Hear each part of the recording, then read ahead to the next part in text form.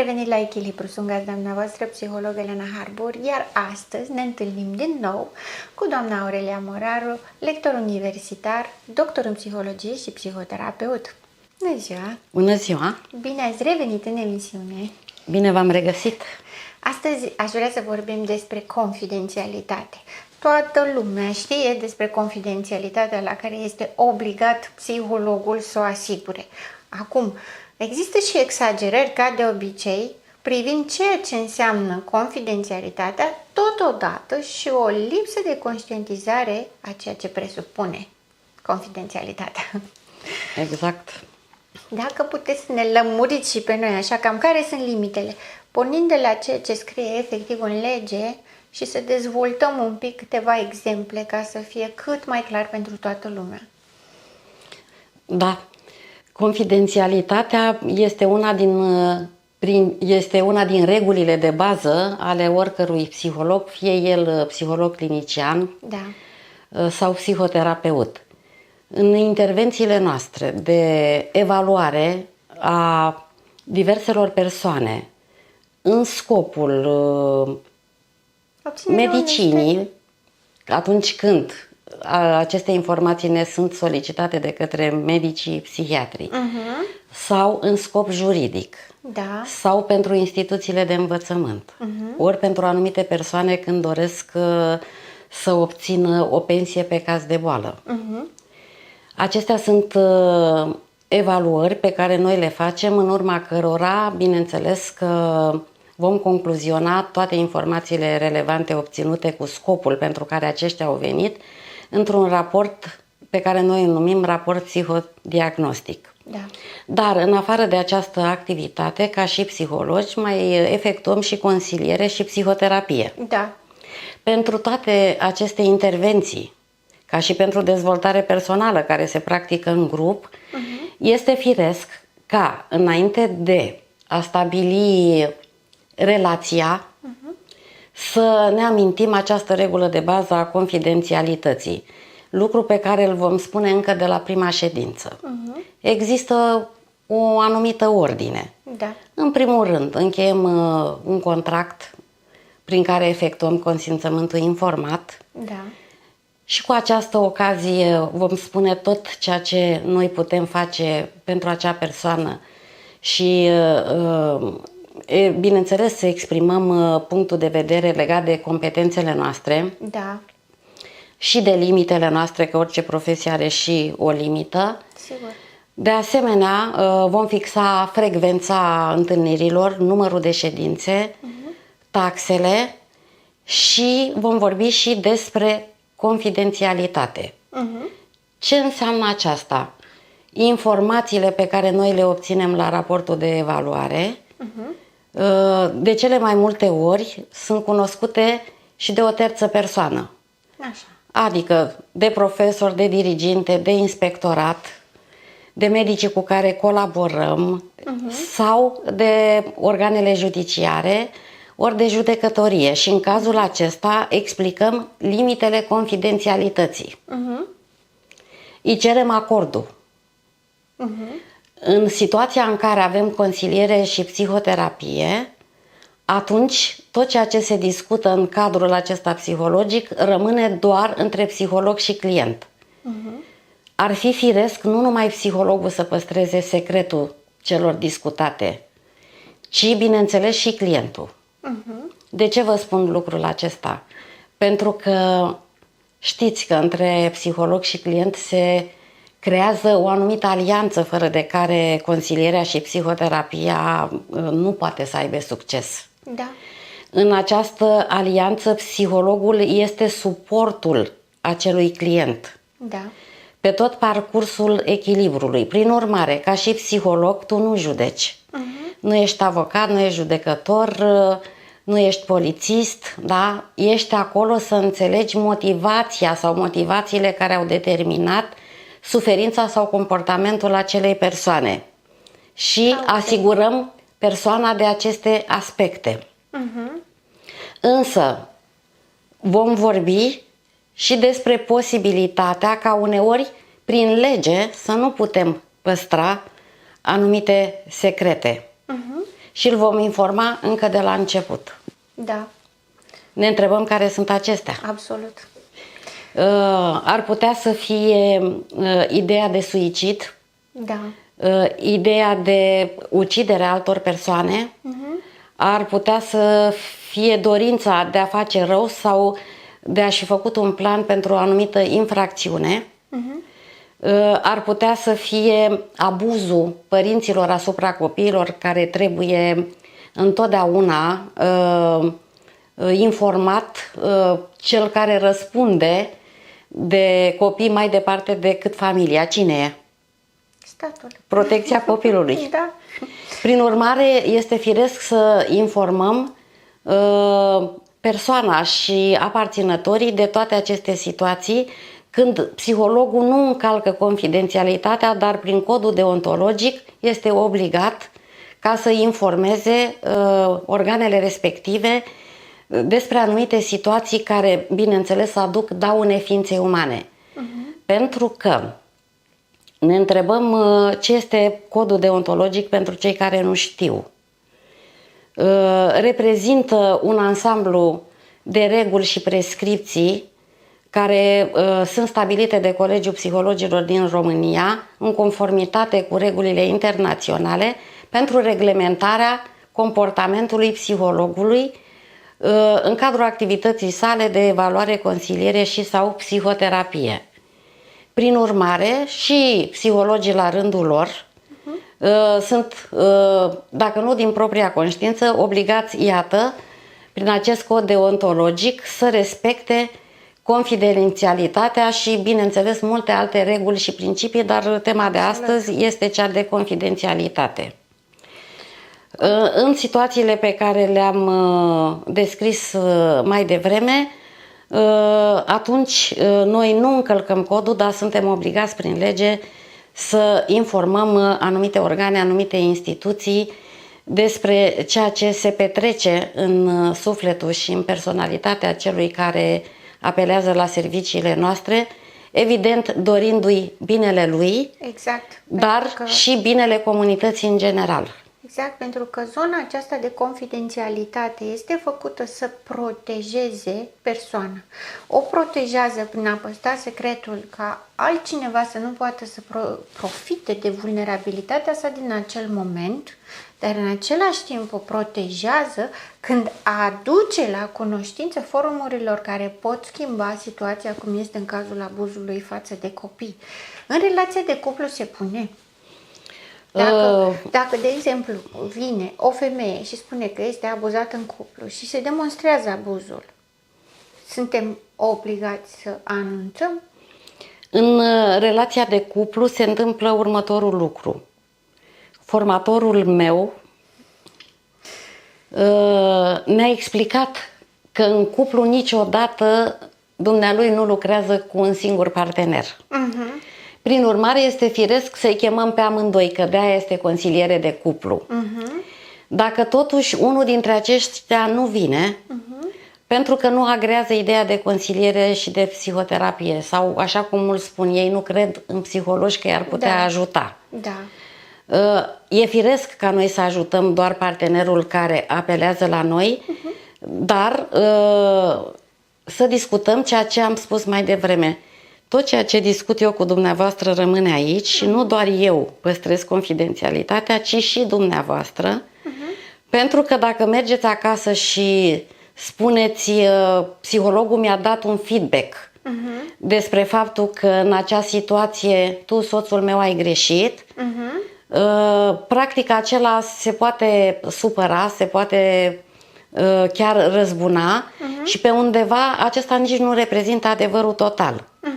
În primul rând, noi ne-am referit la un anumit context. Exact. Noi nu am adus vina, noi nu am învinovățit. Și analizăm o situație din mai multe perspective. Iar asta înseamnă să ne uităm și să observăm și lucruri care nu ne plac sau la care nu ne-am gândit și ne surprind. Asta nu înseamnă că trebuie să ne ducem și să învinovățim sau să acuzăm sau să spunem ca și cum psihologul a decis pentru celălalt pe care nu l-a văzut niciodată cine e și ce face. Exact. Și atunci ce facem? Exact. Ce facem? Pentru că sunt multe situațiile în care unul din parteneri este în relație de cuplu cu o patologie de personalitate. Exact. Și avem o dinamică foarte complexă, foarte presantă. Partenerul vine și cere ajutor. Pe de altă parte, orice, dacă spune, inclusiv partenerul celuilalt, produce o întreagă dinamică care conduce către dezastru și mai mult rău. Ce facem? Spunem sau nu spunem? În mod normal, tot ce se discută în cabinet ar fi firesc să rămână între psiholog și client, pentru că se creează, cum spuneam, o alianță, dar și o anumită energie. Dacă după ce pleci de la psiholog, spui partenerului sau unei prietene, colegilor de serviciu, am fost la psiholog și m-am plâns, și ceilalți întreabă, și psihologul ce a zis? Și clientul spune și îi redă. Atunci, practic, este greșit, pentru că nu m-am dus la psiholog ca să mă duc după aceea la serviciu la colțul blocului sau în familie să spun ceea ce am discutat. Adică la noi, această confidențialitate și aceste secrete sunt ca și la preot. Da. 2. Cel care se duce și spune doar o parte a discursului. Astfel încât dacă cineva se duce acasă și îi spune partenerului, nu zice, uite ce feedback a dat psihologul la ceea ce eu am descris despre tine. Zice, uite, și psihologul a fost de acord cu mine, deci folosește o altă exprimare. Da. Și în situația cu tare tu ești de vină, iar ca psiholog nu o să spun niciodată că e de vină cel care nu e în cabinet. Pentru că așa cum noi știm, noi nu căutăm vina, noi căutăm înțelegerea cauzelor și schimbarea celor care apelează la serviciile noastre. Și dacă cineva ne întreabă, dar ce părere aveți despre partenerul meu? Răspunsul va fi, n-am nicio părere, pentru că nu-l cunosc. Exact.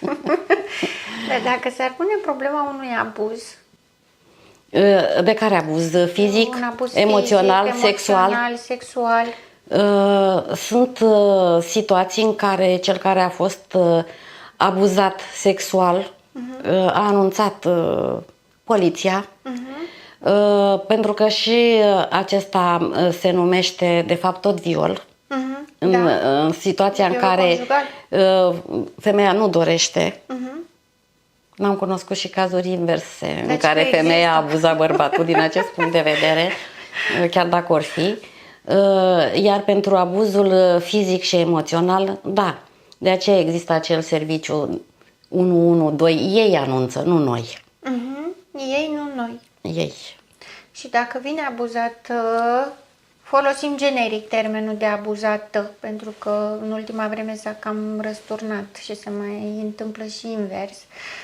Dacă vine abuzată și totuși nu face demersurile, noi o anunțăm sau nu anunțăm? Avem obligativitatea sau nu?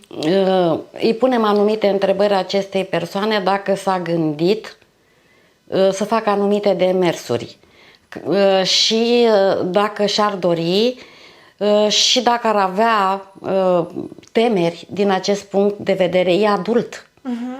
Și prin urmare adulții decid în viața lor. Doar că în cadrul confidențialității pe noi legea ne obligă că atât timp cât își poate produce rău sie sau celorlalți, avem obligativitatea. Dacă îi se aduce abuzul, îi se întâmplă abuzul și totuși nu face nimic, este autovătămare. Dacă îi se întâmplă abuzul din partea unui partener și nu face nimic. Păi atunci stăm și ne întrebăm ce motivație ar avea să nu facă nimic.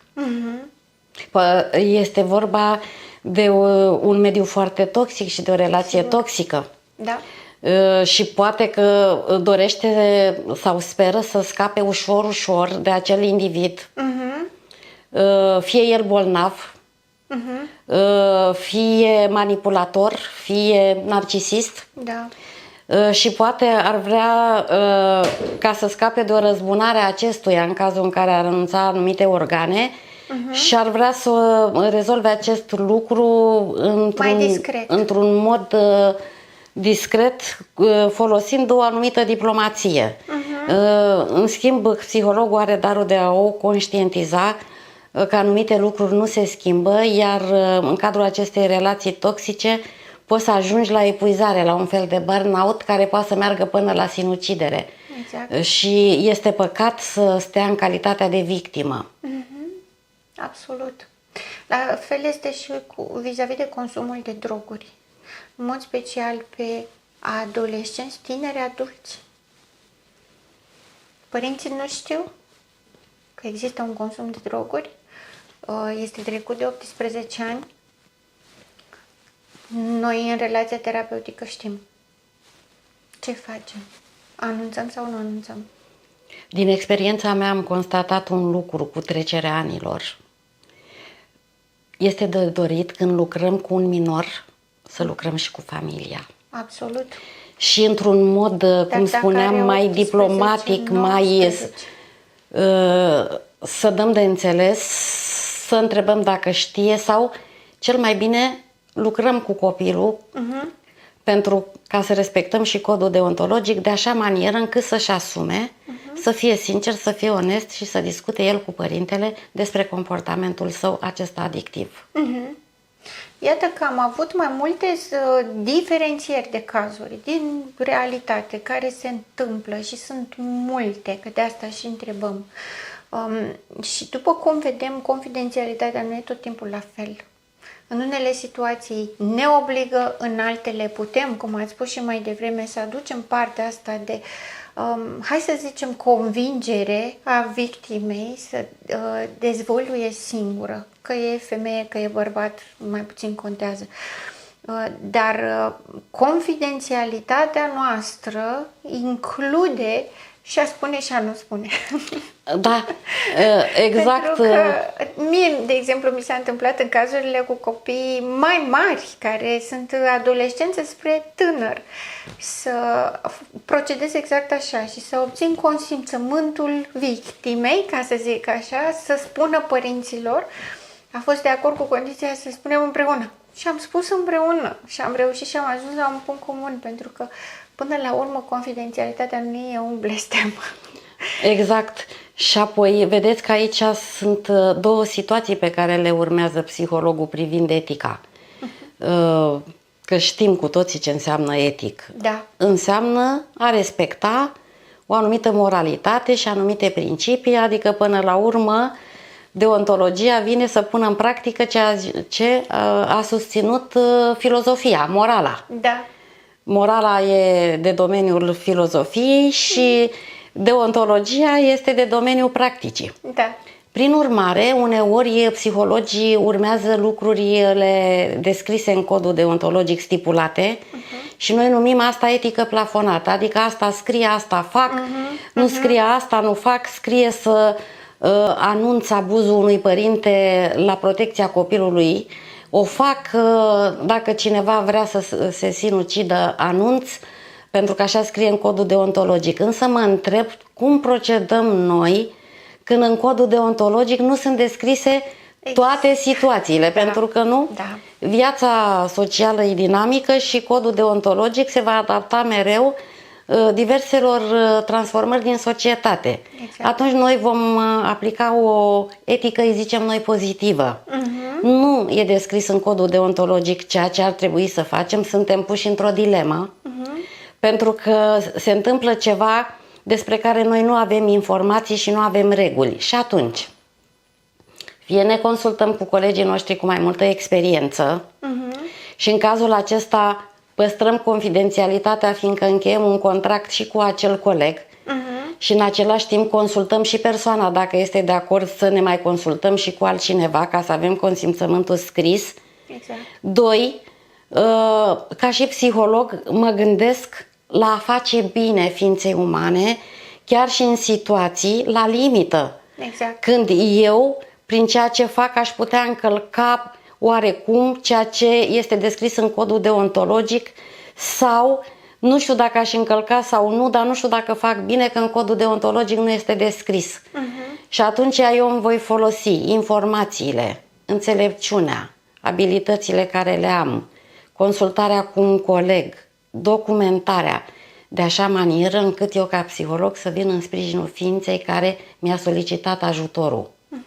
de așa manieră încât să nu-mi fac rău nici mie, ajutând-o prin ceva prin care nu există o reglementare în codul nostru deontologic, dar nici să las persoana să sufere, să rămână tulburată sau să aibă cine știe ce comportament, doar pentru că nu exista stipulat în codul deontologic o anumită regulă.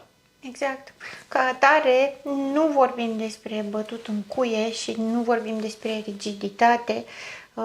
La fel, nici nu putem să folosim clauza de confidențialitate ca o armă împotriva diverselor situații, ci este până la urmă pentru supremul a nu face rău, că asta contează până la urmă. Și să urmăm această etică a binelui. Da, întotdeauna.